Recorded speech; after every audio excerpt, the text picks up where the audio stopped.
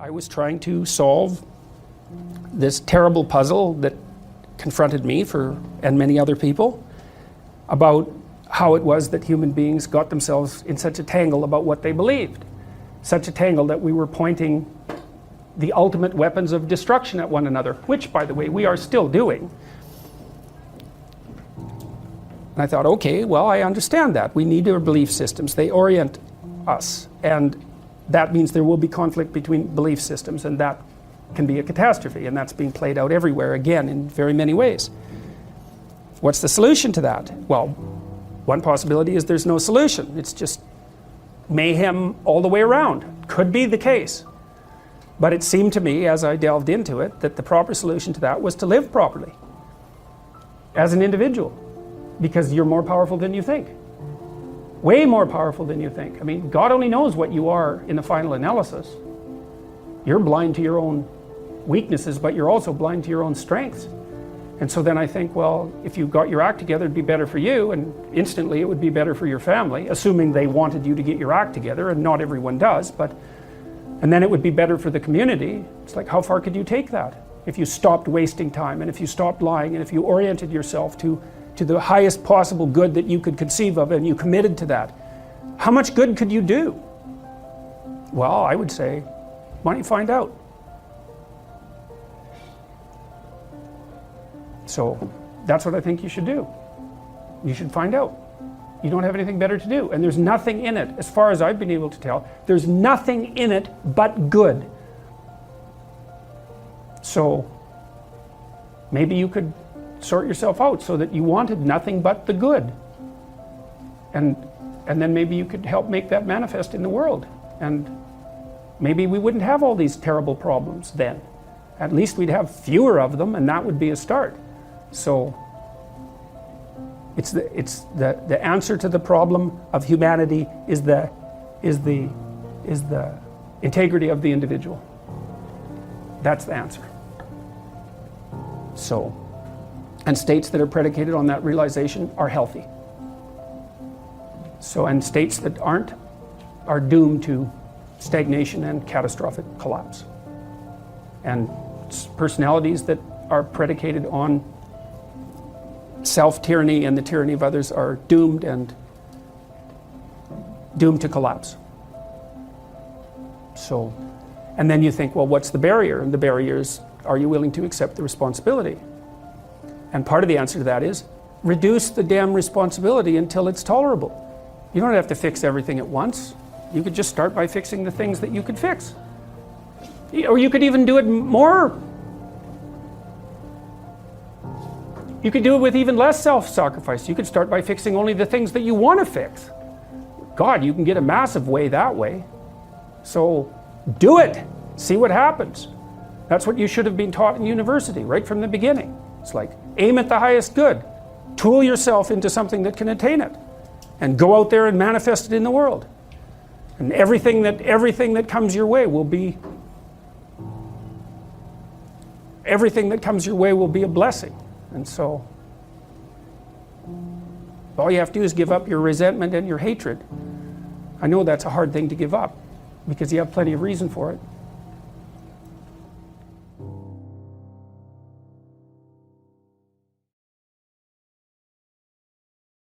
You see, the thing about disciplining someone, let's say, is that when you, and I see this very clearly when I'm talking to young people, is that I'm really on the side of the person that wants to do something positive with their life, to make their own life better, because I think that's where you should start. You should start by maximizing the quality of your own life. That's not a selfish thing, or if it is, it's the right kind of selfishness. And that you should figure out how to do that in a way that's of benefit to your friends and your family and your community, and you should take that deadly seriously. And the reason you should do that is because that just makes life better for everyone.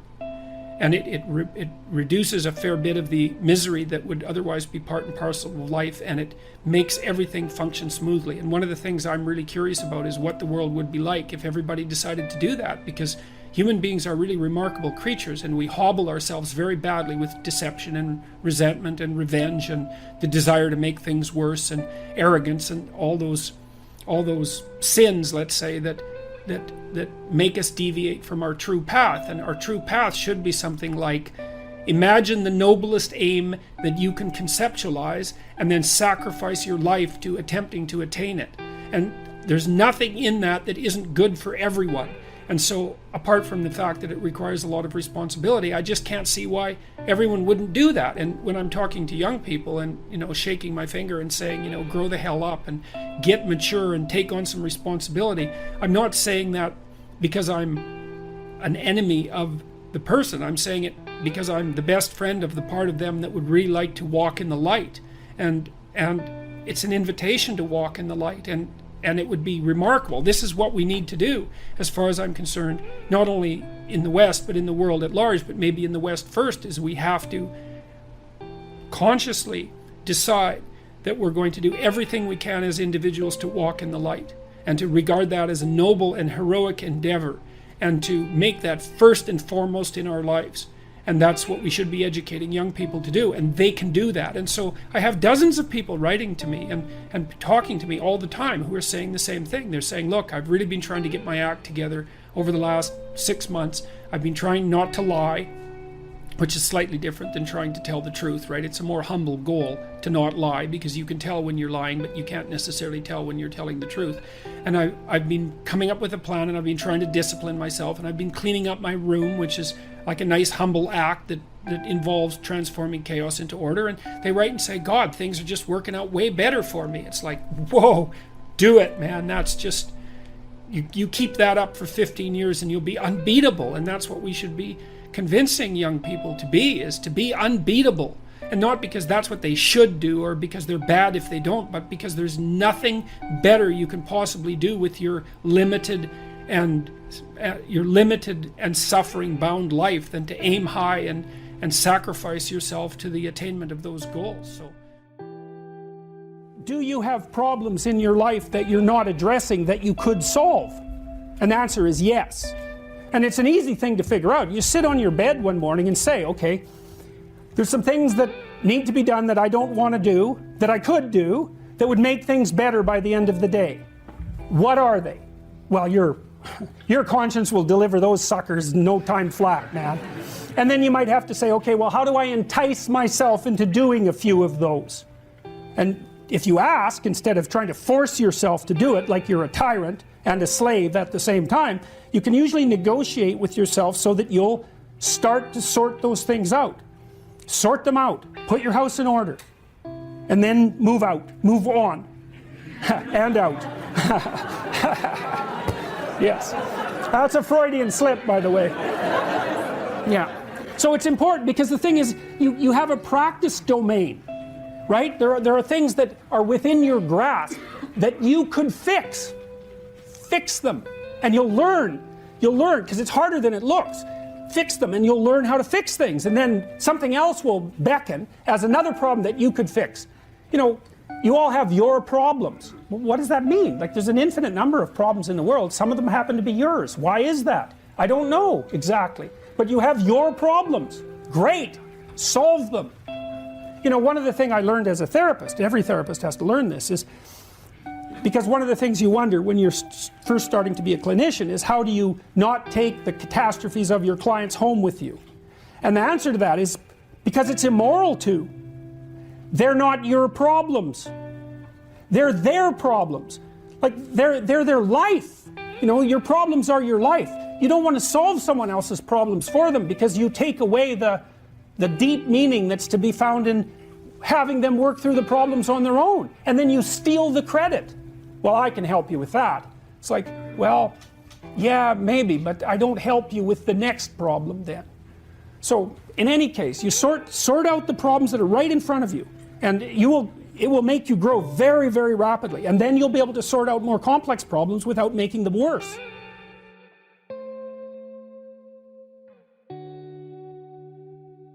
How does it feel to be viewed as a father figure by many people who grew up without one? Well, I think it's an unbelievable honor. How's that?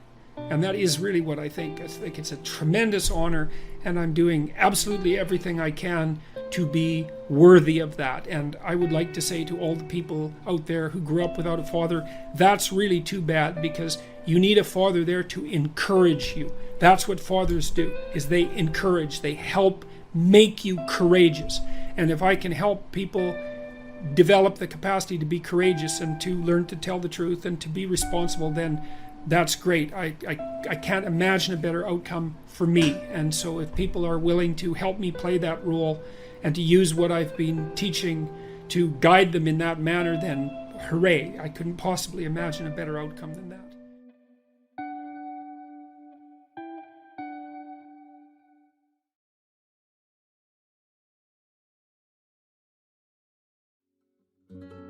When you know you should do something. I mean, everyone has this experience, I believe. Perhaps you would be willing to put up your hands if this experience is foreign to you. Okay? There's part of you telling you you should do something, and it's hard to do it, effortful, and maybe you're afraid of it, and so you don't do it. You just procrastinate, right? And so how do you feel about that? Good? I mean, so what, you feel that you're betraying yourself. Your anxiety actually gets worse, not better, even though, you can put it off moment to moment, but that doesn't help, because every time you put it off, the anxiety just grows a little bit. You're not proud of yourself. You have a sense that you're making things more chaotic than they should be. And if you do that long enough, and I'm sure many of you have had that experience, if you do that long enough, if that becomes habitual, things will get so stormy around you that you'll fall right into the chaos, into the watery chaos, and maybe you'll drown. So it's not a very good idea to run from your destiny, let's say, whatever that might be. And you need a destiny, you need a place to aim at, because that's what gives your life meaning. And you need meaning in your life because life is hard. So, you need something to buttress yourself against that. So anyways, they wake Jonah up, and Jonah says, it's probably my fault, because I'm running away from something I'm supposed to do, and God isn't very happy about that, so why don't you just throw me overboard? And the crew isn't very happy about that, but the waves are really starting to come up, and Jonah's pretty insistent that he's the cause of the problem, and so they draw lots, and Jonah is chosen, and so they decide to toss him into the ocean, and immediately everything's calm. So he's a center of chaos because he's not doing what he's supposed to do. Fine. Well, then a whale comes up and swallows him. And then he's in the whale for 3 days. That's a weird thing. The whale, that's the whale that Geppetto's in. That's a dragon. It's that thing that you have to go out there and conquer to get something of value. Now, when you've made an error, when you've fallen off the pathway, when you've deviated from what you know you should do, it produces a state of internal chaos and worry and concern. You're thrust into the unknown. You're thrust into unknown territory and chaos. You don't know what to do. And that's often symbolized by the encounter with a monster, like a dragon. Something that lives under the water. And I think the reason for that is, as far as I've been able to tell, is that human beings, because we've been prey animals for forever, we have a system in our mind that's a threat predator detection system. That's the thing that makes little kids think about monsters in the dark, right? Because, well, there is monsters in the dark. Parents always say, well, there's no monsters in the dark. It's like, that's not true. The dark is full of monsters. There might not be any in your room right at that moment, but that doesn't mean there aren't monsters in the dark. And crimes take place, like criminals don't get up at 6 in the morning and have breakfast and go rob a bank. They do that sort of thing at night. People do the things that are fit for the night in the night. And lots of predators are nocturnal. And you can't see very well in the dark. And kids aren't stupid, They've evolved to stay pretty damn close to the fire.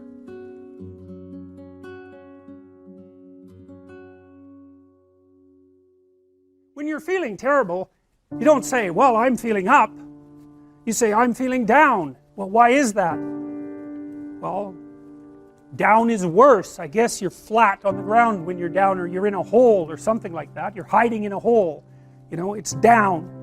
And you're threatened by something, you know. Maybe you're threatened by your own inadequacy. That might be part of it. Maybe that's partly what you imagine as a monstrous force, because, you know, your proclivity towards procrastination and your weakness of character is part and parcel of why you happen to be in the underworld.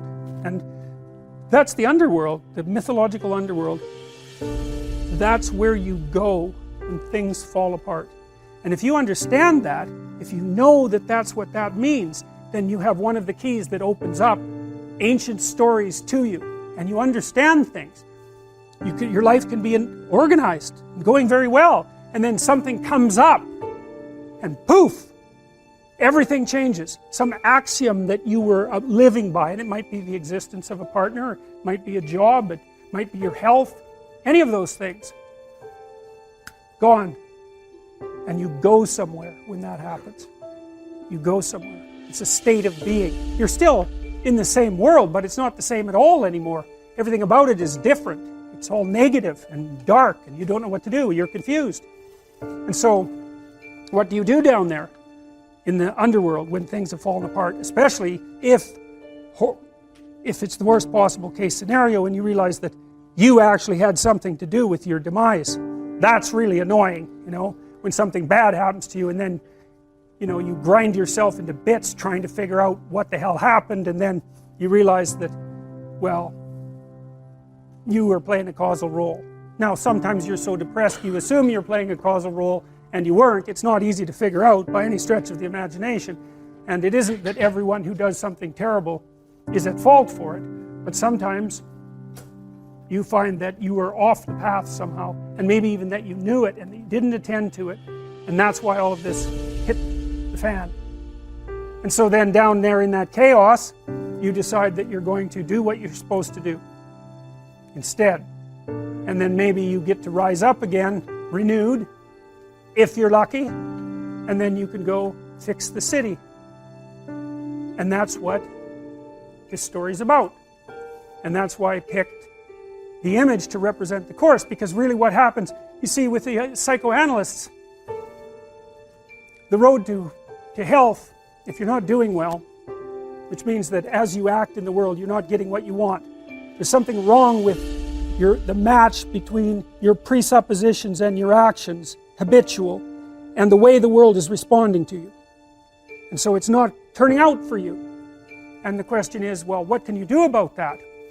And one answer might be to examine yourself for presuppositions and action patterns that are not serving you well, and to find out what they are and what to do about them. And maybe some of that is, maybe you're not moving forward because of fear, and maybe that fear is grounded in terrible experiences that you had in the past that you've never been able to understand. And maybe one of the ways of gluing yourself back together and expanding your personality so that you could in fact live properly in the world is to go back to those terrible events and untie them and straighten them out and understand them and drop them. And that's what psychotherapy is about in large part. Psychoanalytic, behavioral, doesn't matter. What are you afraid of? What are you avoiding? What are you failing to develop? Maybe from fear, maybe from avoidance, God only knows, maybe from disgust. How can you get over it? How can you reclaim those parts of yourself?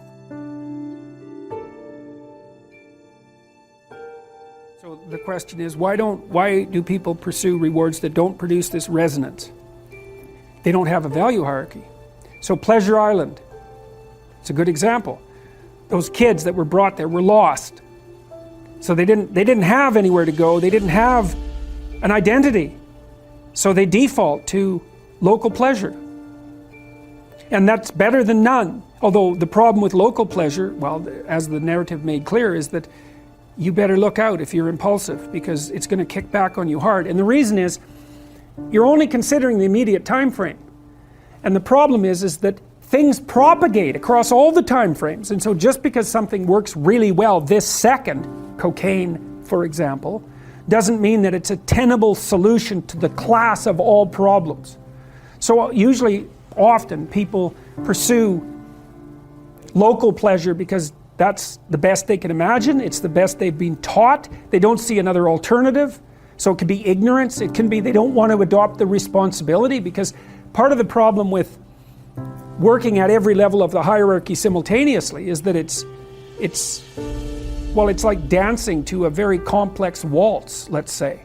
You have to be paying attention to a very large number of things simultaneously and doing things right. It requires responsibility. And so, you know, it's a pain. It's a weight. Part of the reason people drink alcohol is to get rid of their responsibility. I mean, that's, you know, you hear people drink because they have problems. It's like, yeah, no. Some people drink because they're anxious, and alcoholics drink because they're in withdrawal. But young people drink because they're sick and tired of being responsible, because it's annoying. It's like, so I'll drink enough, I won't care about the medium to long-term consequences, because alcohol, that's exactly what alcohol does. It doesn't make you ignorant of the medium to long-term consequences, but it makes you not care about them. And partly it's because it dampens anxiety. So it dampens anxiety, leaves your positive emotion circuits intact, so then you can go out there and do stupid fun things, and that's a party, really. Let's go do stupid fun things. That's a party. But the medium to long-term consequences it's risky. It doesn't mean you shouldn't do it, but it's risky. So, yeah, they don't know better. That's the answer, I would say.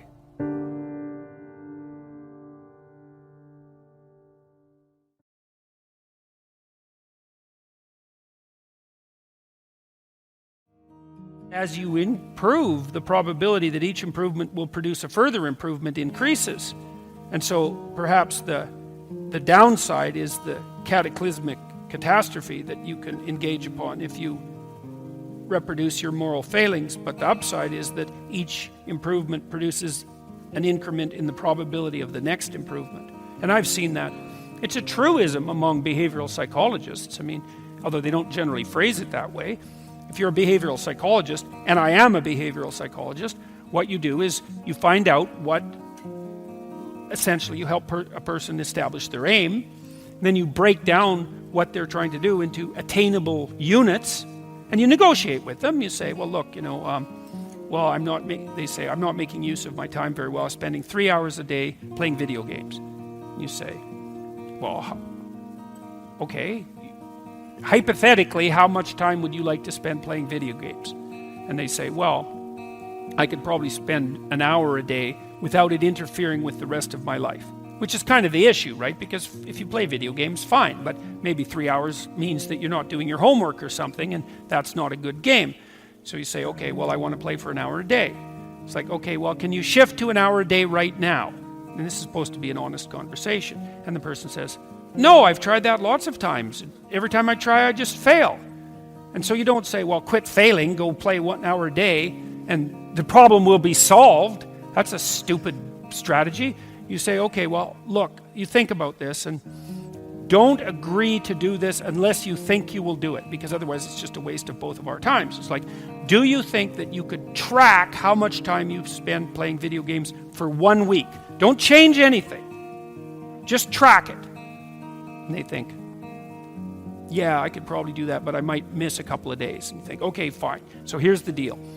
5 out of the next 7 days, you just track how much time you spend playing video games. And the person says, I think I can do that. Because that's what you want them to say. You want them to succeed at the improvement. It's not much of an improvement, but it's something, right? Then they come back and they say, well, yeah, I was playing about 4 hours a day. And so you say, okay, well, fine, good work, man. You got it tracked. Now we know the parameters of your problem. It's actually a little worse than you thought, but at least you had enough sense to measure it. We know where you're at. Okay, do you think you could cut that down to 3.5 hours every day? And the person thinks, no, I'm pretty weak-willed. I don't think I could manage that. You say, well, how about this? Do you think that 2 of the next 7 days you can only play for 3 hours? You think you can manage that? And you're not cynical about this. You're not insulting the person, any of that. It's like, because you don't care. All you care is that they make some incremental movement towards their goal. And the person thinks about that, if they have any sense, and they take their weakness into account, and they think, I think I could probably do that. And then they come back the next week and they say, I managed to spend 3 hours a day playing video games for 3 days, and the rest were 4 hours. And you say, good work, man. You've just got rid of 12.5% of your problem. You're 1/8 of the way to fixing it in 1 week. And you know, the person isn't going to be all that thrilled with themselves because they don't do the arithmetic and they don't do the projection. They think, well, I'm still pretty damn useless. I'm playing 25 hours worth of video games a week. It's nothing to pat myself on the back for. It's like, yes, it is. It's definitely, it's a marked, measurable improvement, and it's a move in the right direction. You know, and then you say, okay, well, on the days you succeeded, how did you manage to succeed? And is there a way that you could do it for 4 days next week? How about that? Or maybe you could even try 5 days. Do you think you could do that? And then you also tell the person, look, the other thing you got to understand is you're not going to improve like this. You're going to improve like this. So some weeks you're going to come back and say, geez, I backslid completely and I played for 4 hours a day for 7 days. But it doesn't matter, because that doesn't mean you failed. It just means that you slid back. You want to calculate it over a month or something like that. And, you know, generally speaking, a month later, the person's down to something like 2 hours a day, and you've figured out ways of filling their time in with something productive otherwise, and they're on their way. And the general consequence of that is that every time they manage an accomplishment, they get a little stronger in character, they get a little bit more confident in their ability, they get a little bit less racked with self-disgust, they get a little bit more hopeful about the future, and they get more confident that they can make another change. And if you're patient, and you have to be patient with yourself that way, it's like you reward those incremental improvements and you don't get all cynical about them, and you think, okay, just imagine what would happen if you kept doing that every week for 10 years. And the answer to that is, things would be so much better for you that you can't even imagine it.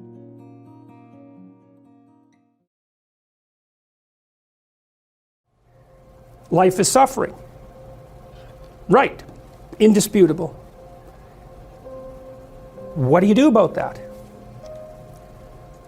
You voluntarily accept it and then strive to overcome the suffering that's a consequence of that. And you do that for you, and you do that in a way that makes it better for other people. And then that works. And one question might be, well, how well does it work? And the answer is, the only way that you can find out is by trying it. That's it. That's the existential element of it. The proof is to be derived by the incarnation of the attitude in your own life. No one can tell you how it will work for you.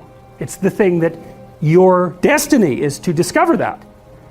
And you have to make the decisions to begin with. It's like, because you can't do this without commitment. You have to commit to it first. That's the act of faith that Kierkegaard was so insistent upon.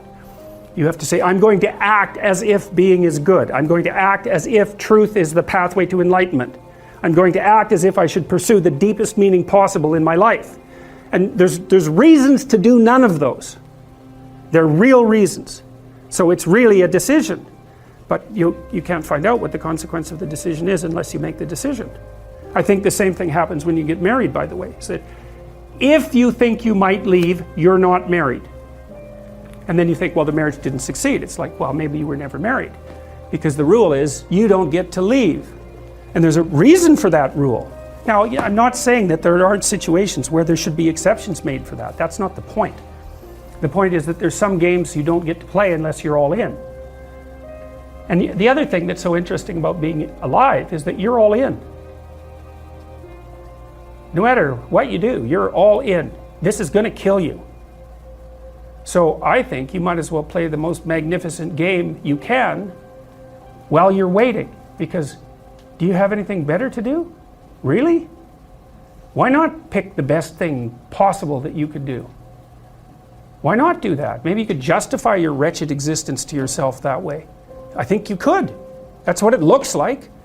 You know, people find such meaning in the responsibilities they adopt, it stops making them ask questions about what life is for. If you have a newborn child, for example, like, unless you're really in a bad way, psychotically depressed, or maybe your personality really needs some retooling, you stop thinking about anything but ensuring that that baby is doing well.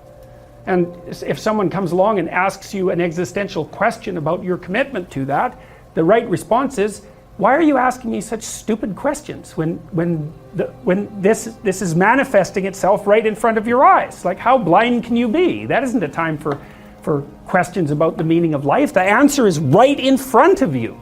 And if you can't see it, it's not because life has no meaning, it's because you're blind. I mean, that's what the image of the Virgin Mother and the child is all about. It's like, what's the answer to the meaning of life? Here's an answer.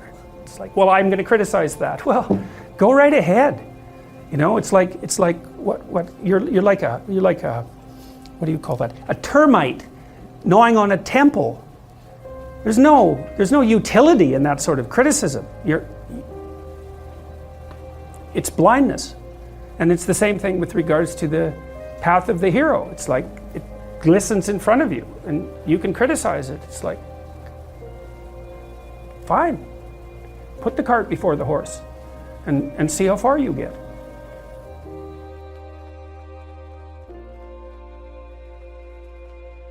You know, when you hear people like Joseph Campbell say things like follow your bliss, you know, and so that sounds pretty easy. You want to develop your personality, just do what you love. You know, it's a corruption of Carl Jung's thinking, because Jung would say, well, follow what you're interested in, it'll take you somewhere you really don't want to go, and then maybe you'll learn something. So, and that's a whole different proposition. So, human beings, if you talk about a human being, you tend to use something that's like a story. And when you recount your own being, you tend to use something like a story, and that sort of begs the question, you know, does that mean in fact that your experience is either a story or something like a story? And one of the things Jung said, I really like this, is you should figure out which story you're living, because you're living a story, and it might be a tragedy. And so, you know, you want to find out, because if it's a tragedy, you don't come to a very good end. Another thing Jung said was, this is also worth thinking about, people don't have ideas. Ideas have people. And so what Jung would say is that if you're living out a tragedy, the tragedy has you. You don't have it. And if you can figure out what the tragedy is that has you in its grip, then you have a fighting chance of escaping from it into a more pleasing plot. But it's no easy thing. You know, so if you're one of those people to whom the same terrible thing keeps happening over and over, after the third time, approximately, you might ask yourself, you know, is this the world or is this me?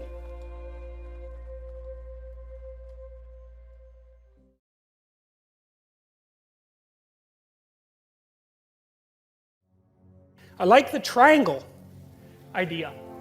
I mean, I don't know why God is wearing a triangular hat. It's kind of a strange fashion choice, but I think it's associated with the idea of the pyramid, and I think that's associated with the idea of the hierarchy of authority. And I think that's why the Egyptians put their pharaohs inside pyramids. I know there's more to it than that, but I think some of that has to do with the notion of this hierarchical structure.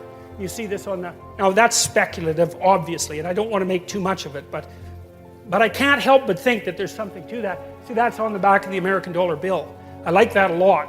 That's like the Eye of Horus from the Egyptians. And so the idea here is something like, at the top of the hierarchy is something that is no longer part of the hierarchy. Right? So if you move up the hierarchy enough, what happens is that you develop the ability, as a consequence of moving up that hierarchy, to be detached enough from the hierarchy so you're no longer really part of it, and so that you can move in all sorts of different hierarchies. And the idea here is that the thing that you're really developing is the capacity to pay attention. And I would say, from a mythological perspective, the one thing that seems to compete with the idea of the spoken word as the source of the extraction of habitable order from chaos is the eye, is the capacity to pay attention. So Marduk, for example, the Mesopotamian creator god, who emerged in the hierarchy of Mesopotamian gods and came out at the top, right? He was the victor of the gods. He had eyes all the way around his head, and he could speak magic words. And I really like that. I really like that idea. And the Egyptians developed that idea too, because their god Horus was the eye. Everyone knows the Eye of Horus. That image is so compelling that we still know about. Everybody has seen the Eye of Horus with a really open pupil. And what the Egyptians learned was that the open eye was what revivified the dead society. It's so smart. So what do you do if your life isn't in order? Bloody well pay attention. And that isn't the same as thinking. It's a different process. Paying attention, thinking is like the imposition of structure in some sense. I know I'm oversimplifying, but paying attention is something like watching for what you don't know. And so, like, one of the things I often recommend to my clinical clients if they're having trouble with a family member is, number one, shut up. Don't tell them anything about yourself. And I don't mean in a rude way, it's just like, no more personal information. Number two, watch them like a hawk and listen. And if you do that long enough, they will tell you exactly what they're up to. And they will also tell you who they think you are. And then you'll be shocked because they think you're something, generally speaking, that's not like what you are at all. And when they tell you, it's like a revelation to both of you. But attention is an unbelievably powerful force. And you see this in psychotherapy too, because a lot of what you do, and in any reparative relationship, is really pay attention to the other person. Pay attention and listen. And you would not believe what people will tell you or reveal to you if you watch them as if you want to know, instead of watching them so that you'll have your prejudices reinforced. That's usually how people interact. It's like, I want to keep thinking about you the way I'm thinking about you, and so I'm going to filter out anything that disproves my theory. That's not what I'm talking about at all. It's like, I'm going to watch you and figure out what you're up to. Not in a rude way, none of that. I just want to see what's there. And that'll be good for you, probably, and also be good for me. And so, so that's the idea that, climbing up a hierarchy of authority can give you vision, and that vision can transcend the actual hierarchy.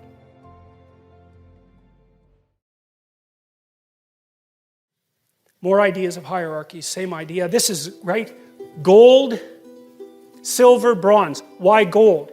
Gold is the sun. Gold is pure, right? And so the idea is that the thing that's at the top of the hierarchy is incorruptible, because gold doesn't mix with anything else, right? It's this sort of metal that doesn't ever become corrupted. It's a noble metal. It doesn't become corrupted.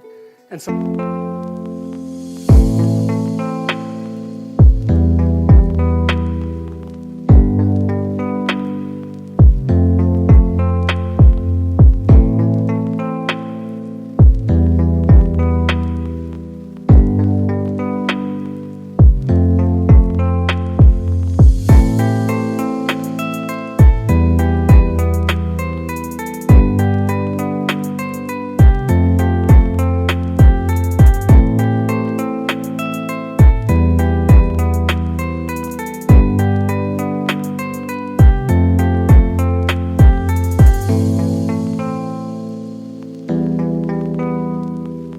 it shines like the sun, and it's associated with what's ever at the top of the hierarchy.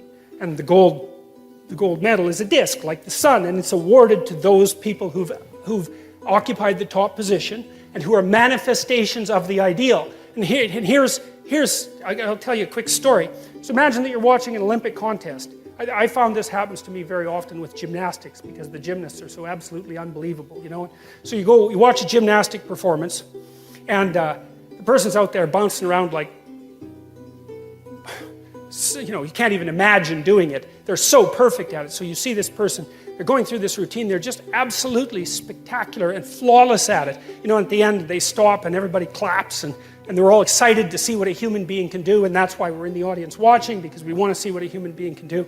And the judges go like 9.8, 9.8, 9.8, and everybody's thrilled. And then the next contestant comes out, and it's like, well, they're just basically screwed, right? It's like, this person came out there and was perfect. How are you going to top that? That's an interesting question, because this is a representation of what you do to top perfection itself. And you can do it. And here's how you do it. And you know this, even though you don't know you know it. So let's say the next contestant comes out, and they're kind of shaky because it's like, oh man, the bar's being raised high. So what they do is they put themselves right on the edge of chaos. And you can tell by watching them that they are one bloody fraction of a second from catastrophe. They're pushing themselves farther than they've ever gone in the direction of their perfection. And everyone in the room is so tense they can hardly stand it, right? You can hear a pin drop, and that person is flipping around, and it's just right on the edge of catastrophe. And at the end they go like this, and there's that gesture of triumph that goes along with that. And everybody rises in one instant and just claps like mad. It's like, well, why? What are you doing? What are you doing when you're doing that? Right? You can't even help it. It grabs you right in the core of your being, and you stand up, and it's an act of worship. That's what it is. And you saw someone go beyond their perfection into the domain of chaos and establish order right in front of your eyes. And you're so thrilled about that, you know, you're happy to be alive, and everyone's celebrating it all at the same time. And it's an absolutely amazing thing. And that's what, well, sometimes that's what this represents, and sometimes that's what this represents. And that's what we're trying to get at, because that's at the pinnacle of the hierarchy, right? Not only are you doing what you should be doing, but you're doing it in a way that increases the probability that you'll do it better the next time you do it. And then you could say, here's another thing to think about along the same lines. You tell your kids to play fair, right? You say, it's not whether or not you win, it's how you play the game. And you say that and you don't really know what you mean. You feel kind of stupid saying it even though you know it's true. And your kid looks at you like there's something wrong with you because he doesn't know what you're talking about either, but you know it's true. And so here's why it's true. Life isn't a game, it's a set of games. And the rule is, never sacrifice victory across the set of games for victory in one game. Right? And that's what it means to play properly. You want to play so that people keep inviting you to play, because that's how you win. Right? You win by being invited to play the largest possible array of games. And the way you do that is by manifesting the fact that you can play in a reciprocal manner every time you play, even if there's victory at stake. And that's what makes you successful across time. And we all know that, and we even tell our kids that, but we don't know that we know it. And so we're not adapting ourselves to the game and victory in the game. We're adapting ourselves to the meta game and victory across the set of all possible games.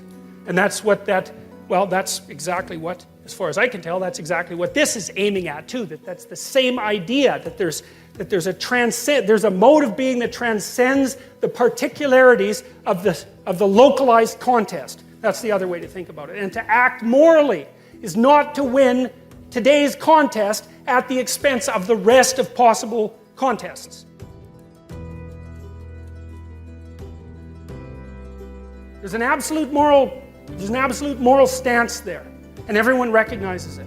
And I also think it's the key to success. And I would also say it's very much akin in a strange way. Like the person who is the master at being invited to play the largest possible number of games is also the same person. I haven't quite figured out the precise relationship between these two. Is also the same person that goes out forthrightly to conquer the unknown before it presents itself as the enemy at the door. They're the same thing.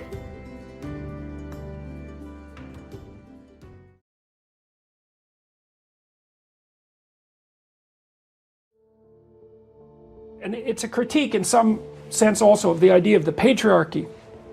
I know, because the patriarchy is this dominant, oppressive hierarchy that everyone's embedded in. And, you know, the social constructionists.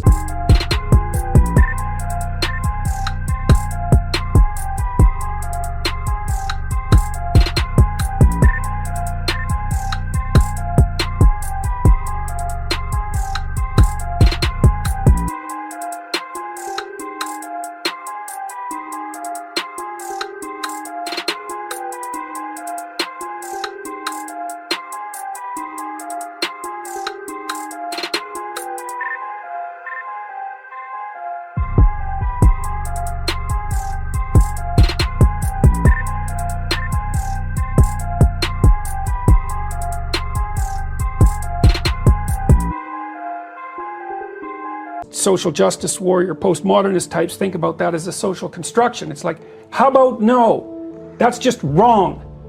Lobsters have hierarchies. That's 1/3 of a billion years ago. Okay, that's not a social construction. It's part of being itself. And if you only see a hierarchy as power and tyranny, then you're looking at the world wrong. Like, it's true that hierarchies can be tyrannical and dominant. Mm-hmm. And a degenerated hierarchy is nothing but tyranny. But in a functional society, the hierarchy is actually the structure of the society, and you're actually protected within it. Well, then how you relate to that hierarchy is very important, but that's part of personal development. That's part of standing upright, you know. And then people in the hierarchy think, oh, well, you're someone who could do good things for the hierarchy. Let's promote you. Yeah. You know, like, men don't struggle for power. That isn't what men do. Not if they're civilized. They size each other up and elect the competent to lead them. And they do that at every level of society. Like I tell a story in there about, might be later in another chapter, it doesn't matter. I worked in a rail crew in southern Saskatchewan. They're rough guys, like a lot of them had been in prison, you know. And when you first came onto the rail crew, you got a stupid nickname and people teased you. And I remember this one kid called Lunch Bucket. That was his nickname because he came to the rail crew with a lunch bucket that looked like his mom had packed it. That was a bad idea. You bring your damn lunch in kind of a, you know, ratty paper bag. Right. You don't make too big a thing out of it. And it's dirty and smelly. Yeah, that's exactly right. It's like you're not pronouncing your status with your lunch bucket. You don't have a Barbie lunchbox. Exactly, yes. So they named him Lunch Bucket, which he wasn't very happy about. Well, that was a mistake. He should have taken it with a smile. And then he was always peevish and irritable. And if you asked him to do something, he'd whine. And so, like, this was soon after I joined the rail crew. Well, soon, there's about 60 men on this crew. It stretched out about a quarter of a mile down the tracks. Soon, anonymous harassers were throwing pebbles at him during work. We had hard hats on, so the game was, let's see if we can hit a lunch bucket in the hard hat with a pebble. Anonymous. Yeah, well, because you don't know where it's coming from. And that was purposeful because he couldn't take a joke. It's like, well, let's see if he can take this joke. Clunk, and everybody go, you know. And then he just got more and more peevish, and the pebbles got bigger and bigger. And, you know, a week later, Lunch Bucket was gone, having not learned anything from the experience. But, you know, the men were testing him out. It's like, can you take a joke? Can you be useful? Can you at least be amusing? Like, is there something worthwhile about you? It's like, no. It's like, okay, well then you're out of here, because you never know when we actually might need to depend on you.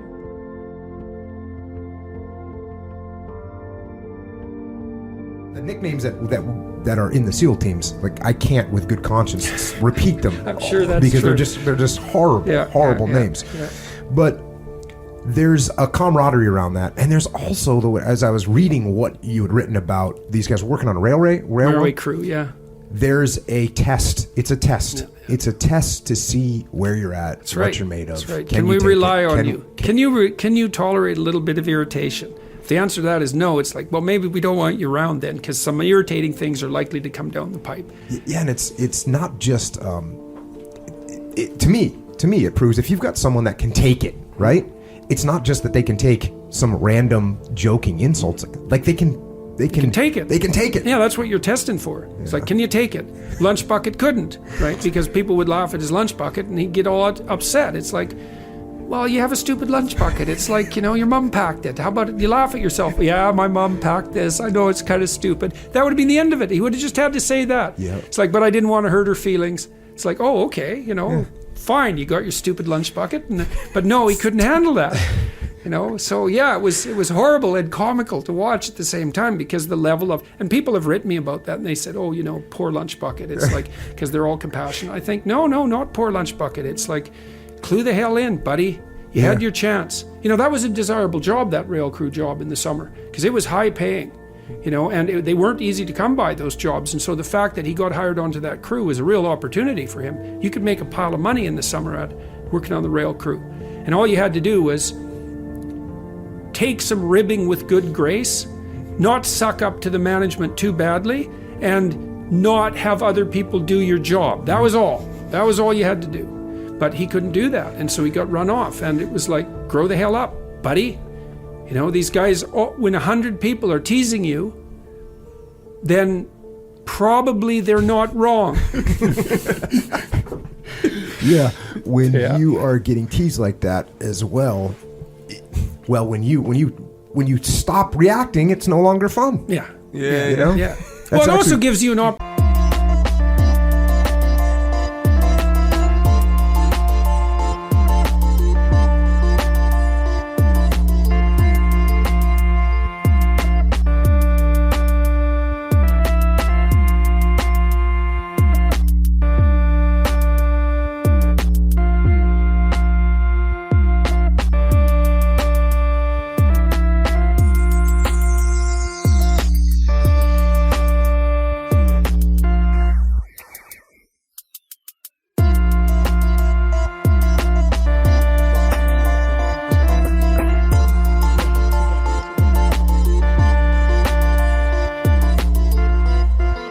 opportunity to tease back. It's like, because you can show your wit. And one of the things that working class guys in particular, which is one of the things I really loved about working class jobs, is they're always looking for some humor. So it's like, if person A is teasing person B, that's kind of comical. But if person B comes back with a good comeback, it's like, that's even better, you know? So I think that's a lot of how those jobs are rendered tolerable, right? They're hard, dirty jobs. Right. Dishwasher's a good example of that. It's not dangerous. Although cooking is you know, you got to watch your step. I got burnt a lot when I was cooking. But what makes those jobs not only tolerable, but even desirable, is that you can develop a tremendous amount of camaraderie around them. I've never really experienced that at a professional level job. That just doesn't happen the same way. And there's a real loss in that. So it's fun to be part of a team that's doing, you know, grubby, hands-on things and having a ridiculously entertaining, vicious, cruel, and evil time while you're doing it. That's very entertaining. I had an experience with that about 3 years ago. I put my videos up online, and people kept saying that I sounded like Kermit. And I thought, well, one person said it, and I thought, well, whatever. But then like 5 people said it, and I thought, oh my God, like this Kermit thing. So then I went and listened to Kermit, and I thought, oh no, it's like really, I really sound like Kermit, you know. And so then I started to play with it a little bit, you know. I used the puppet, and when I went to speak to university students, and I made frog jokes, and then I made a couple of videos that sort of featured me as a frog, and I mean, it's crazy, right? It's ridiculous, but the teasing never got mean because of that, you know. Yeah. And the same things happened online to a larger degree as people keep making memes of me. Like, and there's lots of them. There's way too many to even keep track of. And I was watching that happen, and I thought, okay, this is a good thing because there's humor, and wherever there's humor, that's a good thing. And they're making fun of me, but it's gentle. You know, most of it was pokey, you know, like, well, you sound like this damn puppet. What do you think of that? It's like, well, if I had to pick someone to sound like, it probably wouldn't be a puppet. But if it had to be a puppet, Kermit's not a bad one. It could be a lot worse. Like, it could be Miss Piggy. That could have been that, you know, so thank God that didn't happen. But the memes have never got vicious because, you know, I'll post them if they're funny and satirical, and then they won't get vicious because they don't have to. It's like, can we poke fun at you? It's like, yeah, please do. And the more the better, really, because that'll also help keep my feet on the ground and keep me awake. And plus it's funny. And like, one of the things about life is that a sense of humor, that's a good thing to arm yourself with, because sometimes you just don't have anything other than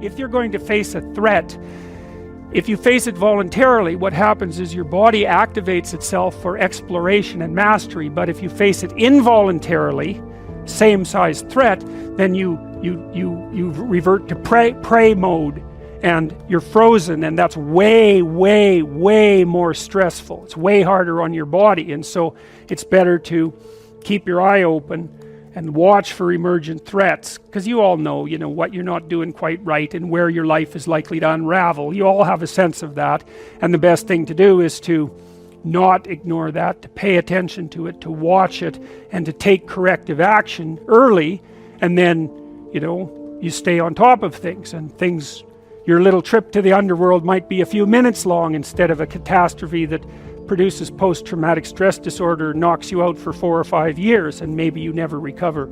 So, and that's, you know, that's what these kind of symbolic representations mean.